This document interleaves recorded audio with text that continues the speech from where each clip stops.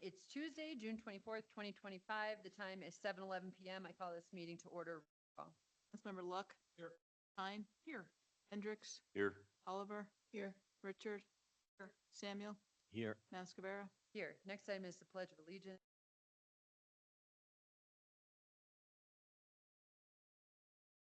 Pledge of Allegiance.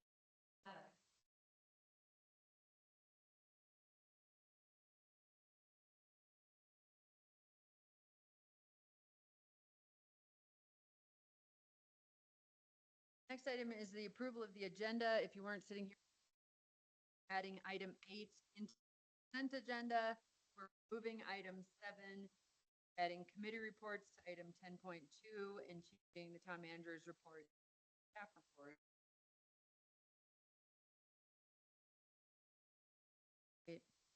Next item is approval of consent agenda. 4.1, minutes of the regular meeting of June 10, 2025. Approval of bill list dated June 20, 2025, and payroll ledger dated June 13, 2025. Excuse absence for council member Rachel Time for the regular council meeting on June 10, 2025. Consideration of ordinance number 625, series of 2025, first reading to set the public hearing of a bill for an ordinance approving the grant of a cable franchise to Comcast of California, Colorado, Florida, Oregon, Inc., and approving a cable franchise agreement between Comcast of California, Colorado, Florida, Oregon, Inc., and the town of Dillon, Colorado. And item 8, consideration of resolution number 2625, series of 2025, a resolution amending an intergovernmental agreement with Summit County and other neighboring jurisdictions regarding the imposition of a special sales tax on cigarettes, tobacco products, and nicotine products to include the town of Keystone. Is there a motion to approve the consent agenda? Is there a second? Second. Any further discussion?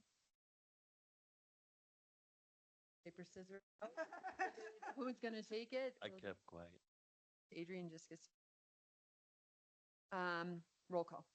Councilmember Hendricks. Yes. Oliver. Yes. Luck. Samuel. Yes. Tyne. Yes. Richard. Yes. Maskavera. Yes.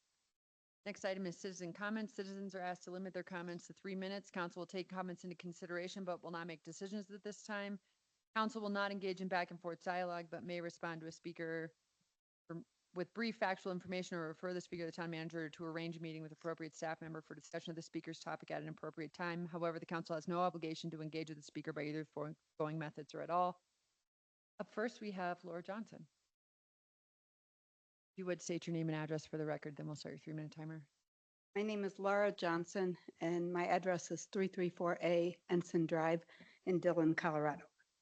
I sent a letter to the town last Thursday requesting it be included in the council's packet for the meeting tonight, and I'm not clear if my request was honored. I request now that my letter and its 12 attachments be included as part of the public record of the meeting tonight. Adrian and Nathan have these documents. I also request the 2 items in my letter be placed on the agenda for the next town council meeting. 1, getting the town-owned properties out of the Triveni Square Metro District inclusionary area, and 2, ensuring the $1 million committed for demolition of the Uptown 240 per Layton Constructions contract is being properly utilized for the removal of the blight at Uptown 240. Nathan, as town manager, needs to be giving the town council and its citizens updates at every town council meeting on where we stand on these 2 items. This needs to be Nathan's priority. I don't see how the town can facilitate discussions about commercial and residential development or workforce housing on town-owned properties until the town gets these properties out of the Triveni Square Metro District through an amendment to the service plan, just like the Skyline Cinema property was able to do with the service plan amendment in January 2025. The town must realize that it will be difficult for any developer to develop these properties when, according to Speaker John Henderson at the May 1st, 2025 special meeting for Town Council, there is the potential for the Metro District to call upon these properties within the inclusionary area to pay the up to 100 mil property tax levy, as well as receiving 100% of the TIFs and 50% of the sales and lodging taxes generated by these developments. What is left for a developer or the town after these payments are made to the Metro District? The removal of the town-owned boundaries or properties from the Metro District will allow the Metro District to have boundaries that conform to current development plans, which, according to Metro District Attorney Tricia Harris's January 31, 2025 letter to the town, was the premise of the January 2025 amendment to the service plan. And this then will allow other developers to start conversations with the town. It would also make sense for the town to collaborate with other private properties in the town of Dillon who have expressed interest in not being part of the Metro District. I feel it is the town's responsibility to facilitate the removal of these public and private properties from the Metro District's inclusionary area. Thank you. Thank you. Anybody else here tonight to make a public comment? If you would state your name and address for the record, then we'll start your 3-minute timer. Yes, I'm Gary Bergman, and I own the property across from the eyesore at 348 Lake Dillon Drive. I've been in the county for 55 years. I started off in Dillon. I've never seen a town go downhill so fast as I've seen in the last year or two.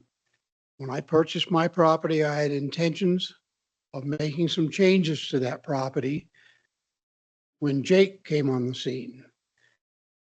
It seems like the town is against any development, or people in the town are against development. I'm not going to say which is the right development, which is the wrong development, but how about negotiation with these contractors or developers? It seems like everybody's getting thrown out of town. I mean, I watched the O'Brien project go down in flames. The Best Western project's gone down in flames. The parking lot at the Pug Ryan's situation on the land there, which is worthless to anybody else, has gone down in flames. And now the Uptown 240 project. I have to sit there and watch that place, and it's an absolute disgusting mess. Something needs to be done, and something needs to be done right away. And I leave it to the town to start taking over and do something about it. Because I had plans of changing my property into a good retail deal, but I wouldn't come across anyone in the town here and try and present a plan to them, because they'll probably throw me out the door like everybody else. So I'm out of here now. I'm done. I'd like somebody from the town to explain to me what is going to happen to 240 Uptown. It's been many years. It's an absolute eyesore, and it's time we get going and do something, or this town's going down. Your sales taxes are way down compared to the rest of the county, and I don't see any positive input to improve them. You walk down Main Street here during the week and it's deserted. So I would request that the town get together, get some negotiations going, and get real, or this town's going to fail because it's on the right track. Thank you. Thanks, Gary. Anyone else here to make a comment tonight? Scott? If you would state your name and address for the record, then we'll start your 3-minute timer. Good evening, Sean Ugran, 401 West Labonte. I want to give some people kudos, actually. And I also wanted to let you know that last week I stepped down from my role at Excel Energy. So now I'm an independent citizen entrepreneur again, which is good. And the reason that I was pushing EV so hard for the town was that while I was there, I could assist Ned, Jonathan, and Nathan for 2 phases of projects that they wanted to achieve. So phase 1 would be EV charging for the Christie Sports location. And then you have a town plan. And these guys were great. You know, we met Friday mornings until they didn't need me anymore. I think you're securing all the money that's available through Excel Energy rebates, through Charge Ahead Colorado. And I think you found a 3rd grant. So fantastic, gentlemen. So we are actually getting some stuff done too. And Nathan, Ned, Jonathan, they deserve some credit here. So thank you. And thank you. Nice work, planning department. Anybody else here tonight to make a public comment? Anybody on the internet here to make a public comment? Okay. Thank you for your comments and your feedback, everyone. Item 6, consideration of ordinance number 525, series of 2025, second reading and public hearing of an ordinance of the town of Dillon, Colorado, amending section 2230 of the Dillon Municipal Code to repeal Robert's Rules of Order.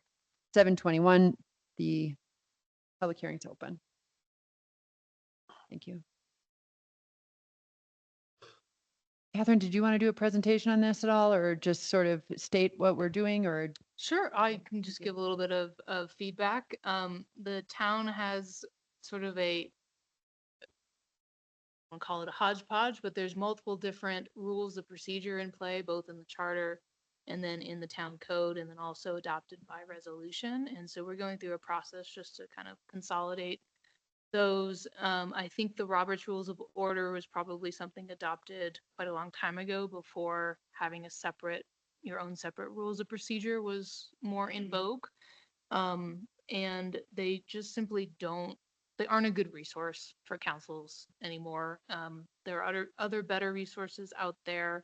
They're pretty lengthy and they don't always apply to public meetings. A lot of their rules actually conflict with public meetings. And so we're cleaning up the code, getting them out of there, and that will pave the way for you to have your own set of rules of procedure that work better for you. Great, thanks. Is anyone here from the public to make a comment on this? Nobody signed up. Anybody on the internet? Okay. Any questions for Catherine regarding the Roberts Rules of Order removal? And I will close the public hearing at 7:23. Council deliberation?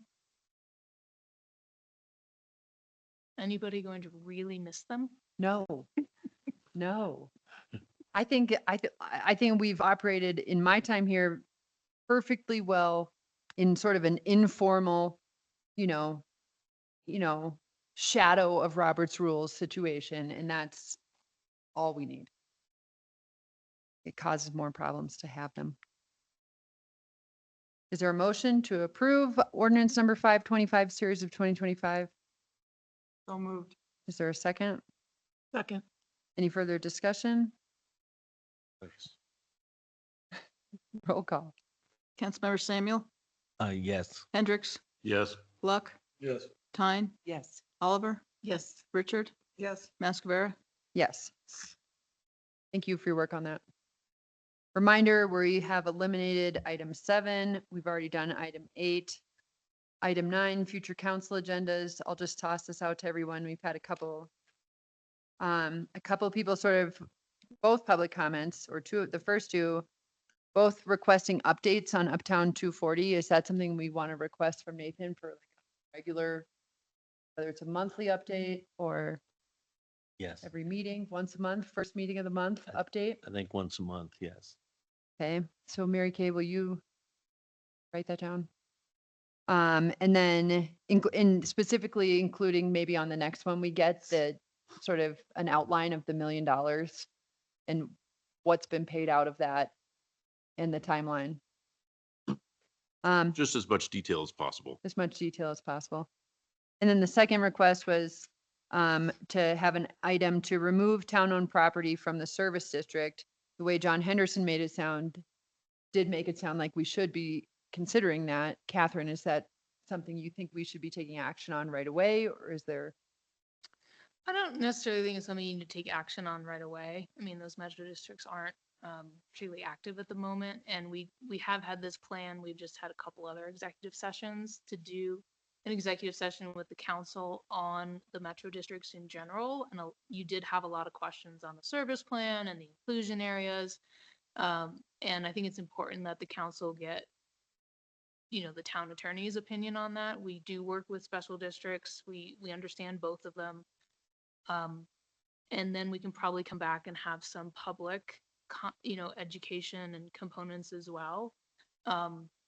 I know John Henderson has his opinions, and he obviously knows metro districts, and he also comes from it from a very specific angle. And there are many different opinions about metro districts and service plans out there. And so I think it's important that you have that conversation really before we kind of address those specific things. Do you know what meeting that executive session is planned for?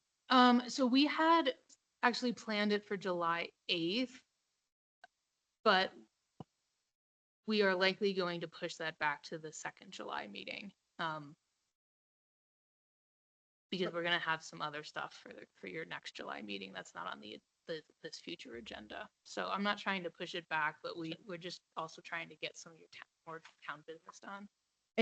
So what you said is there's no imminent danger to the town because the believe Metro so. District hasn't issued bonds, and so they can't call on those to be repaid by the things in their service district? Is Yeah, that- I don't believe we have any like emergency need to act. Does the rest of the council find that satisfactory? And we can do it July 8th as well. I just don't want to stack Yeah. multiple long discussions for you. I don't know about you, but my brain gets tired. Totally. We get tired too. Believe it or not, we are also humans. Is that okay with everyone? Speak up if it's not okay. On the metro districts? On an update, either the first or second meeting in July, and then being able to communicate with the public if we're gonna do that, take action on that or not. Is that a satisfactory result? Yeah, Laura? we hadn't forgotten about it. Yeah. It's just, Laura, does that give you satisfaction that it's on the agenda and it being addressed? And we don't have anything at the next meeting? Okay. Thanks. Anything else for the future council agendas?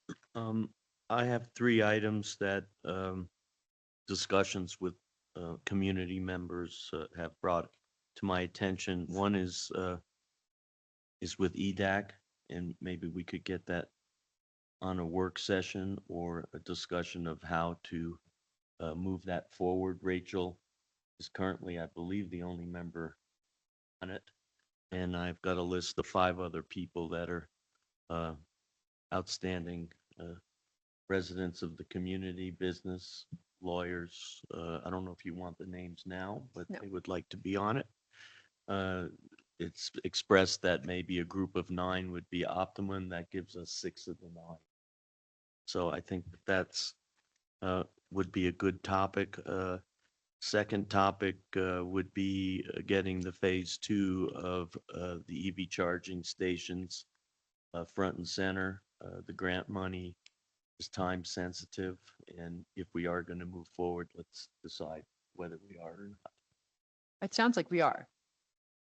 Right? That's what I've sort of heard tonight, is you guys have secured that money and you're moving forward. You did, yes.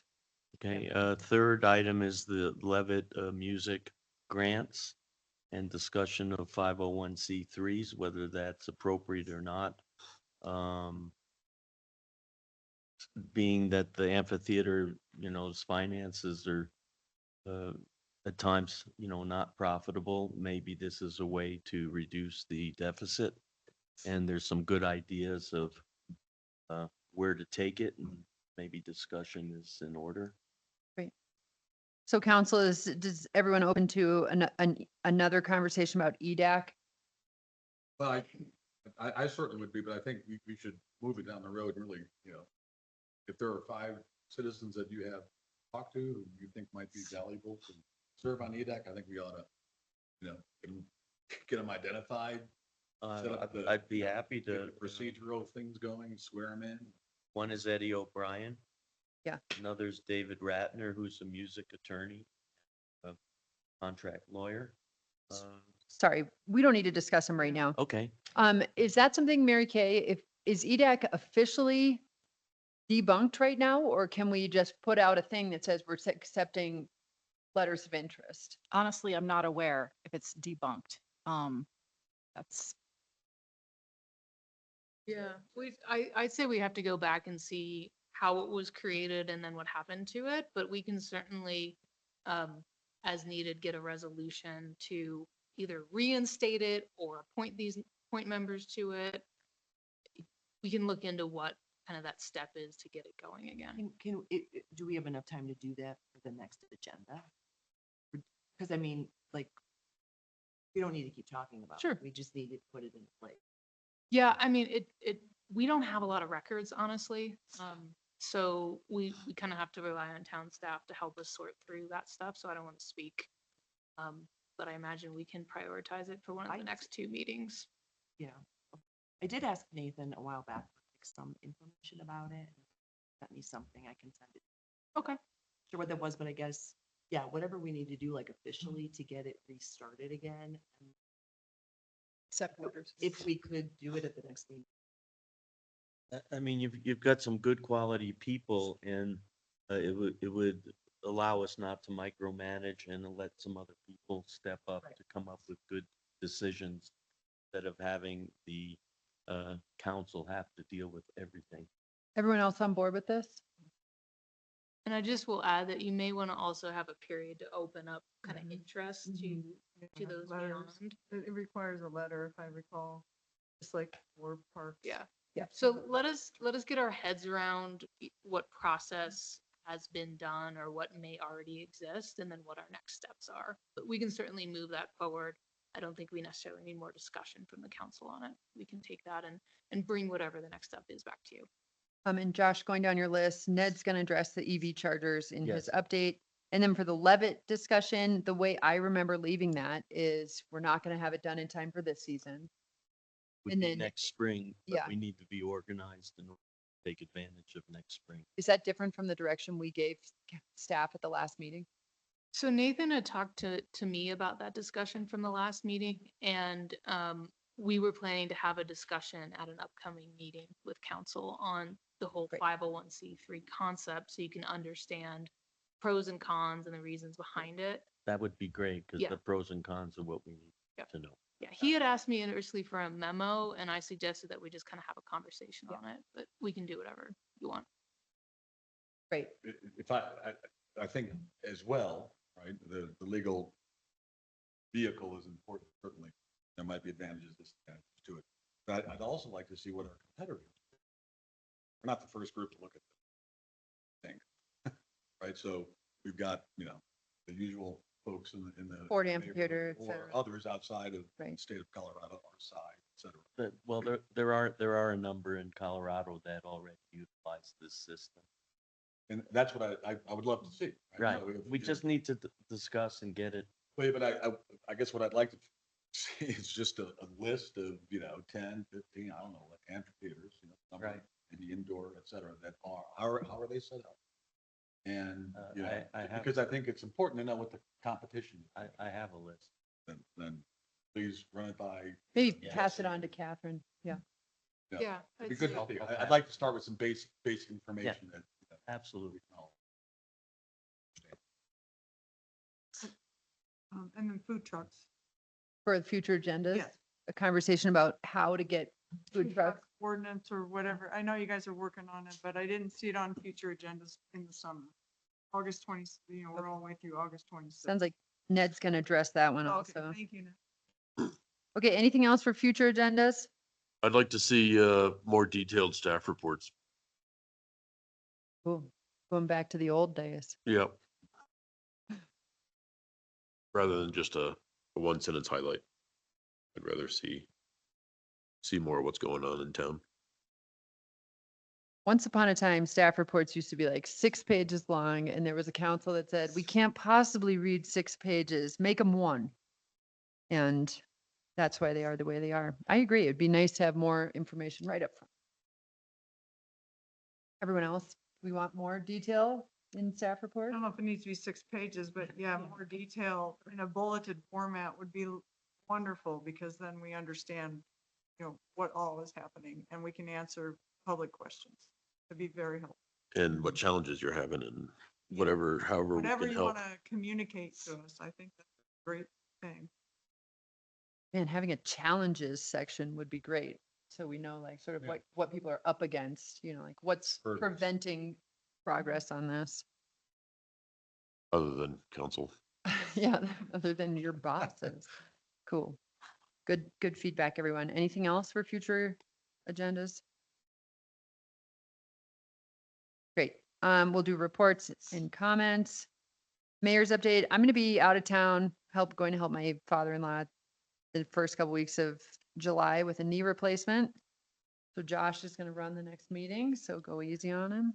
He's also going to go to mayors, managers, commissioners in my absence. So if you have anything that you'd like brought up with the mayors, managers, and commissioners, bring it up to Josh.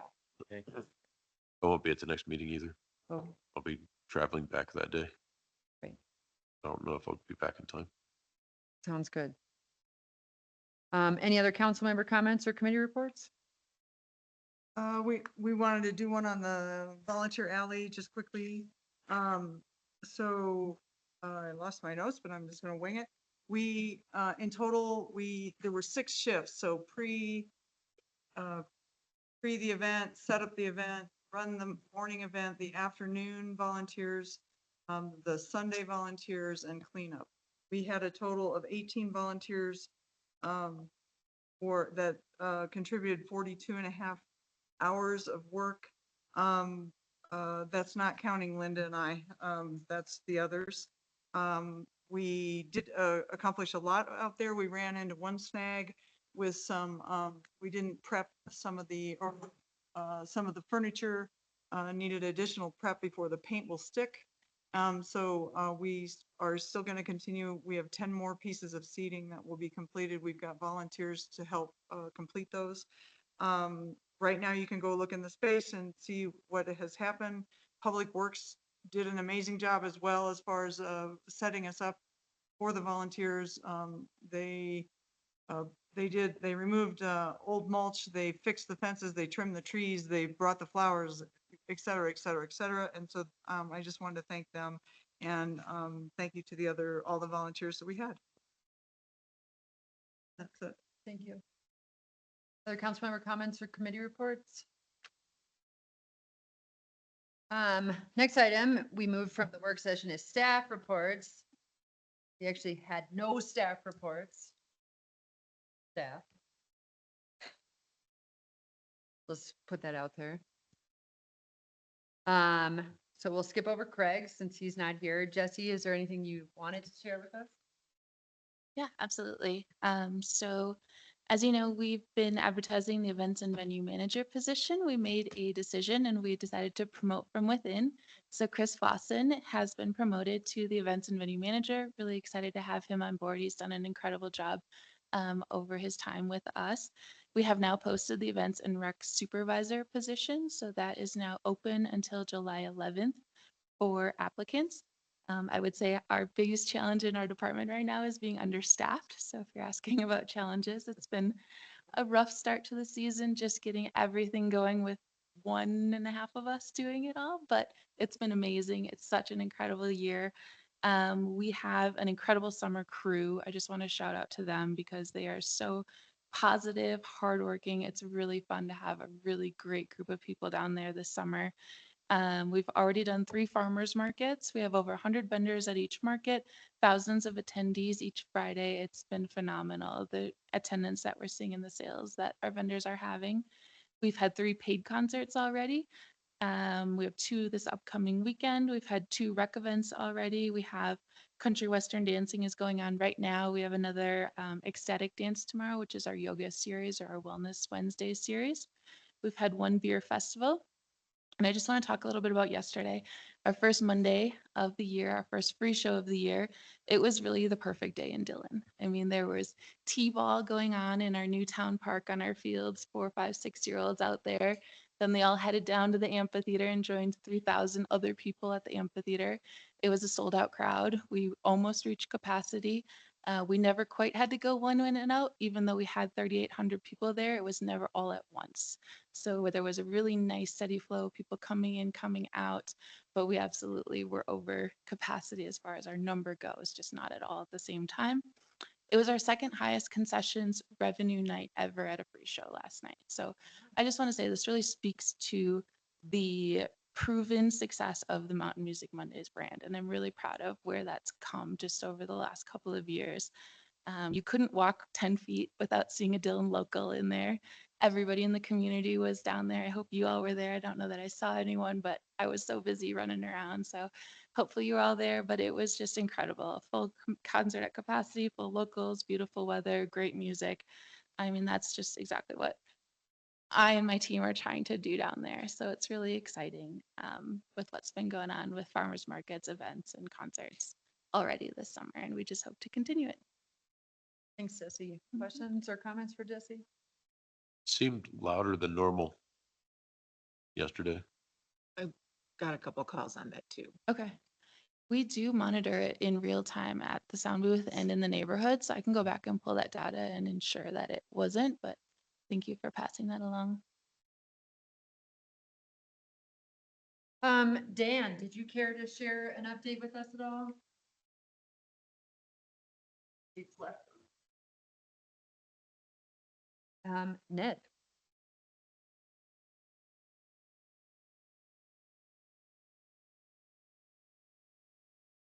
My apologies for not providing a written memo. I typically do, and maybe it's the right length.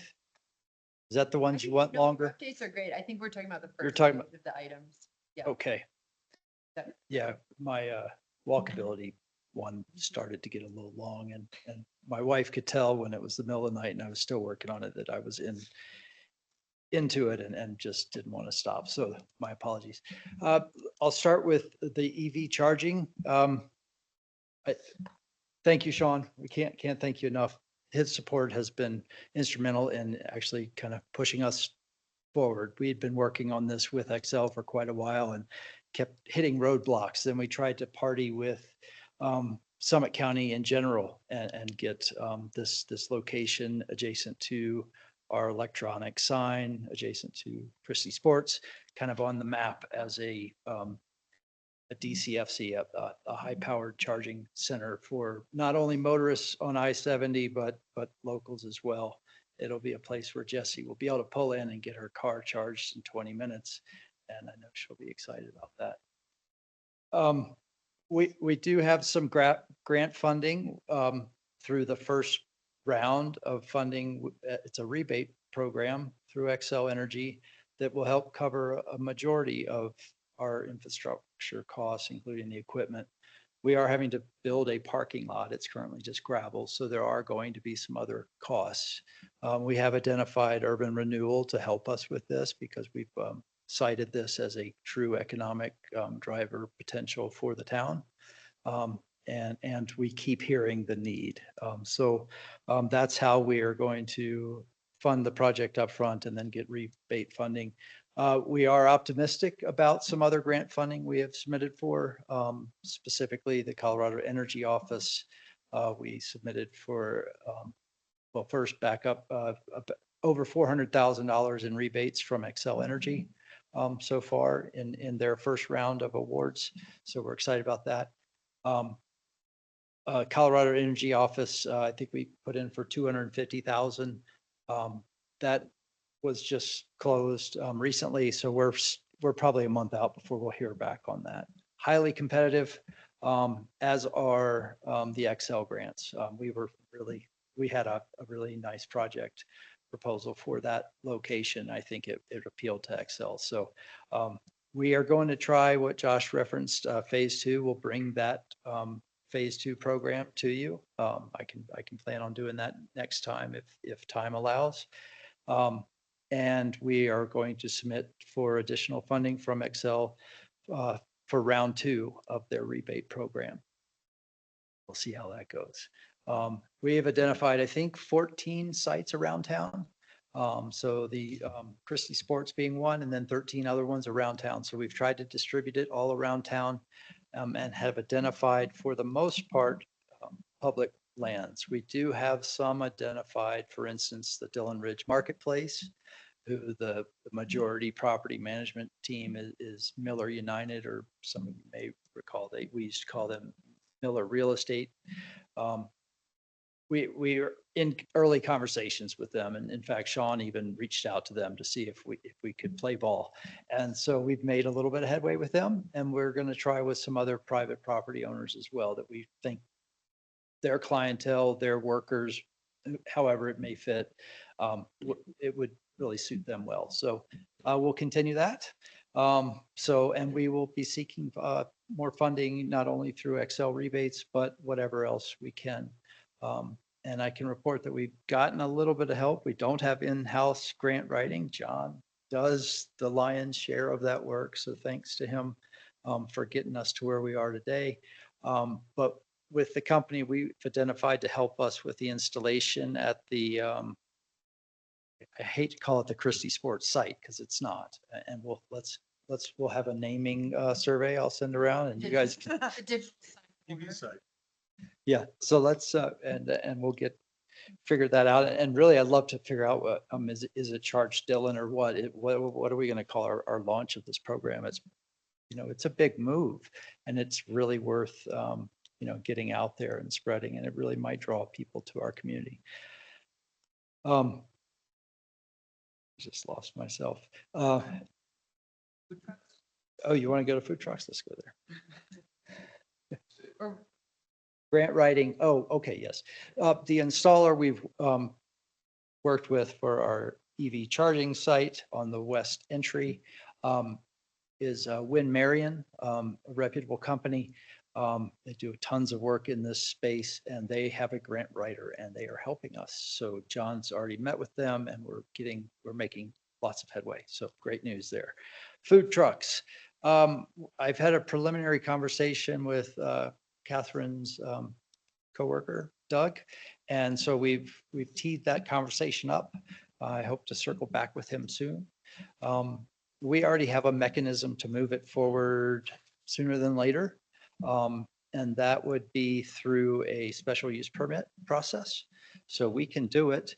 We have some challenges. And to be honest, if we don't want to have nothing but generators and receiving complaints from local business owners or residents or however it is, we need to be able to provide land power. So in-ground power so they can plug in.